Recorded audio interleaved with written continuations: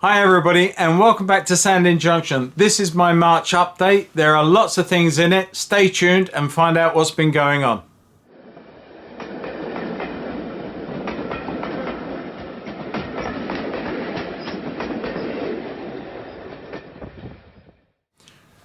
Hi everybody and welcome back. And as I said just now, this is my March update. It's full of different things and different aspects that have been going on in the last few weeks, and you'll enjoy, I hope, some of those. And there's a little surprise running session at the very end, so run it through to there and you'll see what's been going on. So before I go any further and start rambling, what I do want to say to each and everybody out there, even if I don't know you, many of you over this last year or so have become friends and acquaintances, and I've got to know you on first name terms.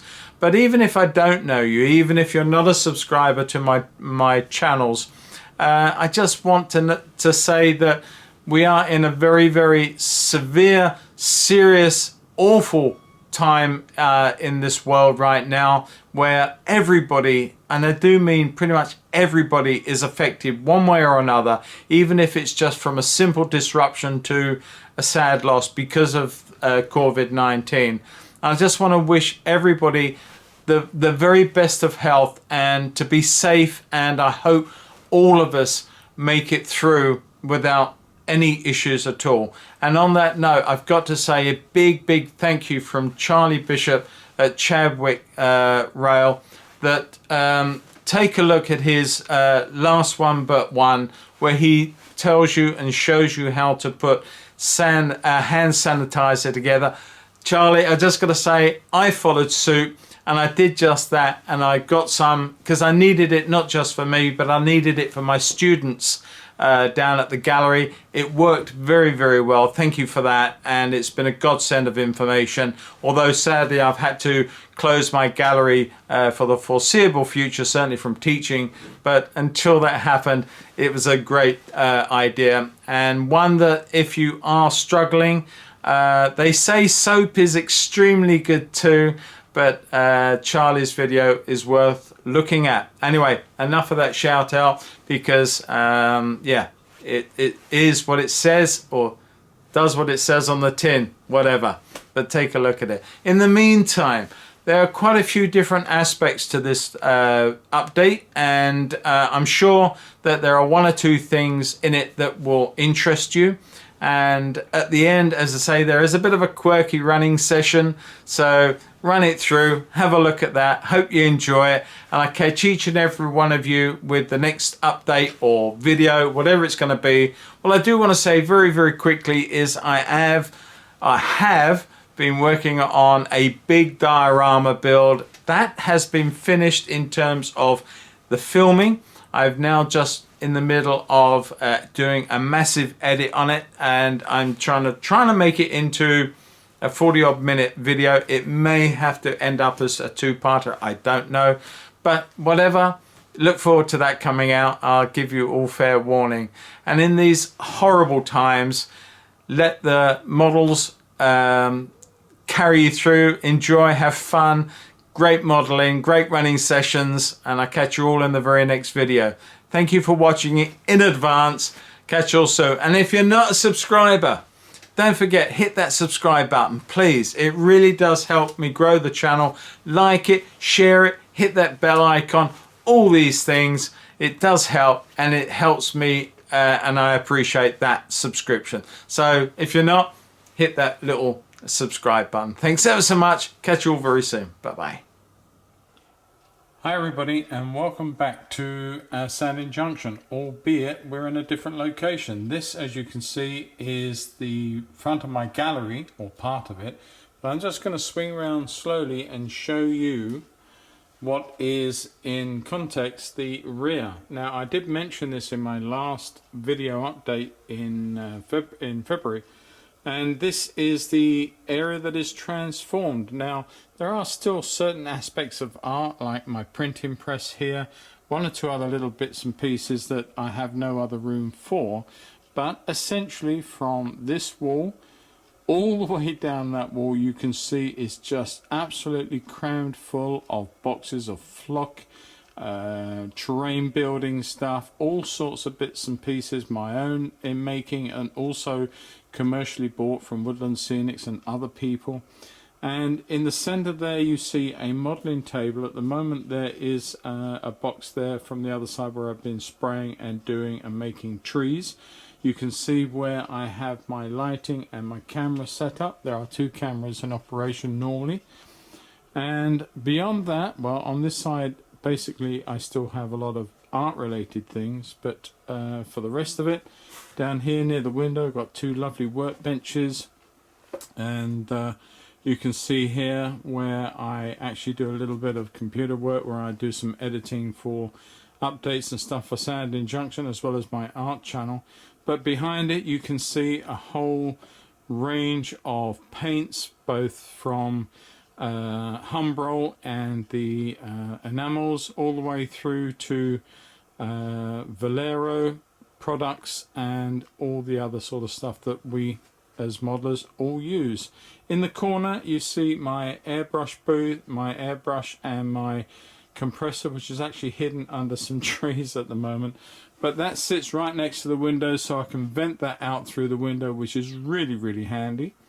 A couple of old picture frames still sitting there, but I have some great space, as you can see. I've just taken out some grass from the oven where I've been drying that, and that will go into a blender, coffee making machine, and be stripped right down, and then it will be put through several sieves to give me some really light coloured leaf litter and bits and pieces. All of these things are very useful when it comes to modelling. And other things up on the shelf there are things like dried tea bags, which give me ground cover and all sorts of different effects. And you can see here where I've been modelling the trees. More on those and more on other aspects of the diorama builds that I'm doing in future videos. I just wanted to really just quickly show you the new space in which all of this is happening. So with that all said and done, let's get back to the update proper and carry on with what's been going on at Sandling. Bye bye for now. And this is the latest. This is the mimic panel for the marshalling yard. So the whole of all the roads, the TMD and all the Fiddle yard roads are all there. And instead of having toggles to move the points, what we've done is we've put all of these buttons, and this row of buttons operate all of these, and this row of buttons operate all of these. So if I wish to have an active road, all I do is simply press those 2 top ones, and everything has been programmed into all the points that come into the Fiddle yard on each side will automatically change on a macro that's been programmed into an NCE mini panel. I do propose to do a small video on how the macro in the NCE panel has been done, but I haven't done it so far, so I will do that at some point and just show you. I may not actually reprogram any of this, but I may go through the steps on a short video for you to show you how that is done. And it's, when I first thought about it, and when John from DCC Concepts started telling me about all of this, I was quite, I don't know, I think I've only just come out of therapy. It took so much understanding. But now I've done it, it really is quite a simple operation. It's very repetitive, but once you grasp the concept, then the whole thing becomes quite easy. And it was really only time just to keep punching stuff on my ProCab hand controller, and then it was all done. But once you got into a flow, it was very quickly, and this whole thing was very quickly up and running, so I'm really pleased. But yes, so the whole of the Fiddle yard is now operational, and I can change all the roads accordingly. And you notice that all of those points then change. For this one, if I do this, only one point changes, that one. And if I do this one, those two change, and so it goes on. So basically every road has all the points set in the correct manner, whether they are normal straight or reverse going off. Depending on which way they are and which way the point is handed, it is all been set and all done.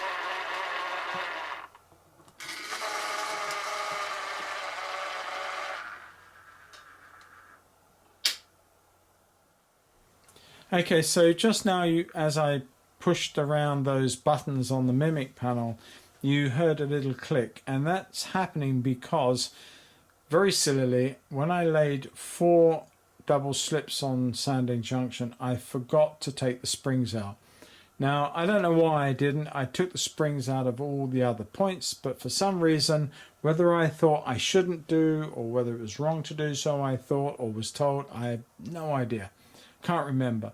But the fact is that because I'm using Cobalt IPs, and it would be the same whether you're using servo motors or whether you're using tortoise motors, they all drive it as a gradual drive. You know, the point blades go gradually as opposed to snap like a solenoid. So that's the situation I'm at. It's not going to do any harm. It's just that every time you change those, because the spring's involved, it's going to give an extra snap. So you're going to hear that click each and every time. So my choices are to try and take the spring out from the top. There are different RM Webb and other people, sort of lots of talk on it that you can do it, but it's not without danger to the points, the point blades, and the cradles that hold them into the plastic. The alternative is to lift up each and every one of those, disturb them, clean them off, and take the springs out and relay them. That, again, it's apart from time consuming, is also very dangerous to the point. Anything can happen, and I've got 4 to do that too, so I'm contemplating it. Hi everybody, and welcome back. This is just a very quick insert into the update, and it's just to show you what arrived today. This is quite a sought after C-Class from Bachmann. It was part of a limited edition that came out a few years ago, which is the C-Class in its wartime grey livery. Now, I already have one of these, and so why have I got a second one, you ask? Well, there is a good reason for that, and I'll try and explain it as quickly as I can. I bought the other one in mint perfect condition, hardly used and at all. Actually, it didn't look like it had been out of the packet, and it cost me £190 a year ago. Now, I have seen these currently on the marketplace, used, and one new one. The used ones are around about £250, and the new one I think was new used at £350, which I felt was rather extortionate. But nevertheless, they are sought after, being the fact that they were a small run, I believe, limited edition issue. So this one appeared the other day on eBay for £150, and I thought, oh, I keep an eye on that. So I did, and I actually nearly forgot about it. I went back on it about 4 minutes to go on the auction, and it had got a bid on it at 150, but it hadn't increased. So I sneakily stuck a bid in 10 seconds or a few seconds before the end, and I got it for £156. I couldn't really stop my finger pressing the button, unfortunately. I wish I could in some ways, but I didn't. So I bought this, and my question is going to be several-fold, really. Now I've got 2 of these. Both of them are mint condition, perfect condition, and this one, again, was an example that was ported to be unused, just tested. Otherwise, it was in the box as new. And I have no reason to think anything else because it looked beautiful when it came and when I unpacked it. So having got 2, I've got several issues. Do I sell one later and make a bit of profit, and with that profit and the cost I can buy something that's a little bit more expensive for the layout in terms of a unit or an addition to my fleet that I don't already own? Or do I keep both of them in this mint condition keep one on track and one maybe put away for another time? Or, this is going to keep on, sorry guys. Or do I weather one of them and change its number and find another unit that carried the wartime grey in the same way with a different number? Or do I weather them both for the track? What would you do? My only thoughts about weathering down a second unit or any units that are limited edition purchases is, will that detract from their limited edition status? I'm sure it must do, but is that in a positive or detrimental way?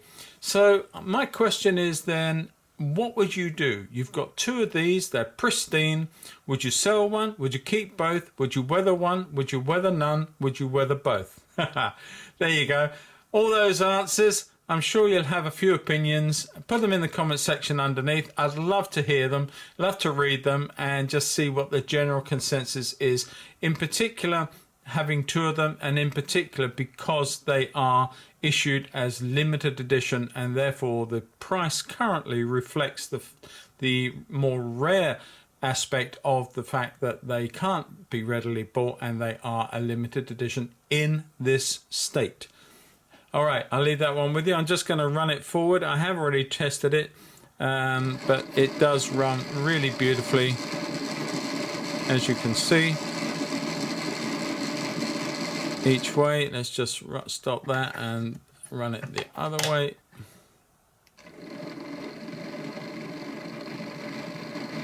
But I think you'll agree that this model from Bachmann is a stunning model, and I love it. I have got so many C classes now in all the, pretty much all, not all of them, but pretty much all of the variants that Bachmann have issued it, both in their general ranges and also their very specific ranges of, I think the most rare one is 460, which was the Bluebell fully lined SE&CR. I had that one, and I have all the variants from that one. So yeah, crazy. I do like them, and I can't wait. I've got to say, I can't wait for Rails of Sheffield to bring out the new D class, which will be out later on, I think in 2021. So I can't wait for that. I got 3 of those variants on order, and crazy really. Can't say no. I love it. All the best. I'm sure everyone, not everyone's the same as me, but I'm sure there's a few out there that can identify with that. So yeah, I'm going to crack on and continue this update with some more work. See you all soon.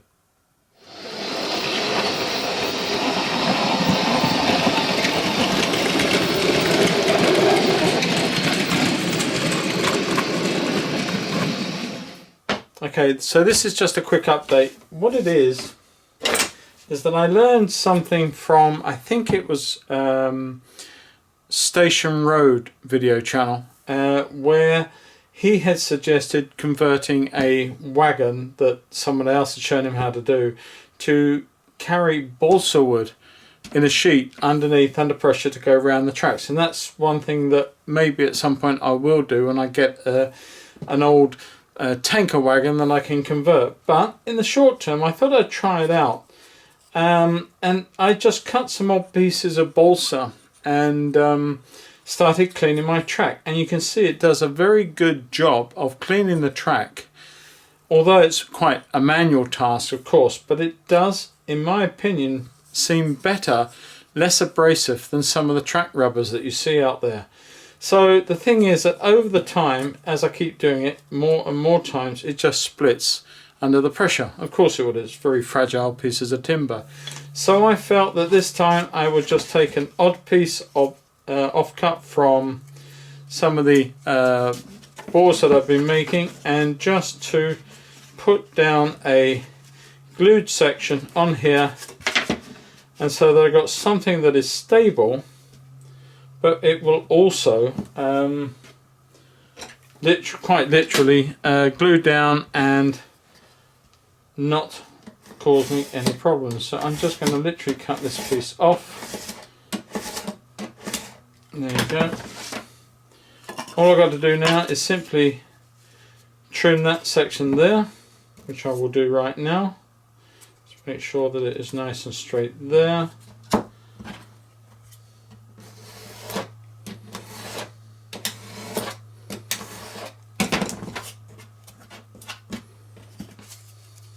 Okay, not quite straight, but it does the job.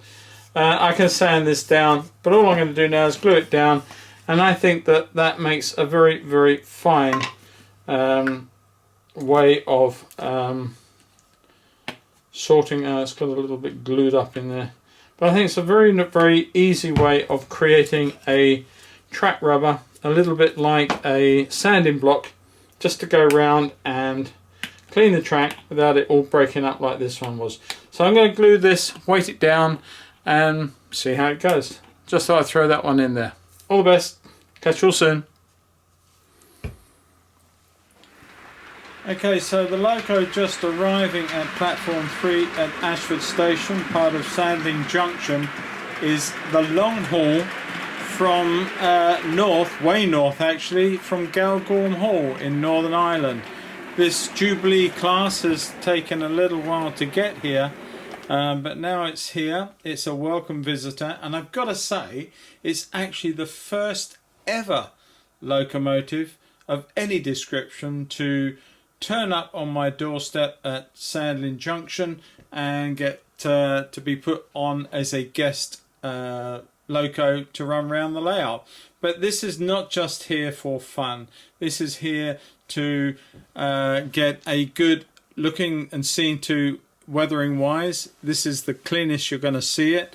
Next time you see this lovely loco running around is going to be a lot dirtier, a lot scruffier, and in long need of an overhaul whilst in service. But I thought I'd make a real treat, because although this is come all the way from Northern Ireland, indeed it's going to be the only time this lovely loco is going to get the chance to pull southern stock. Some lovely Mornsel coaches on the back that just seem fitting that this beautiful loco can pull them around.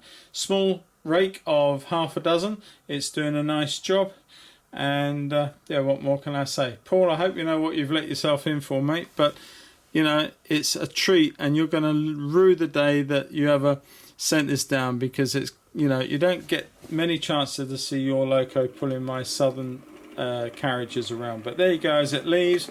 Next time you see her, she will be a lot more weathered up and dirty before she heads back up north to Galgorm Hall. So watch this space, as it were. All the best for now. Catch you all very, very soon.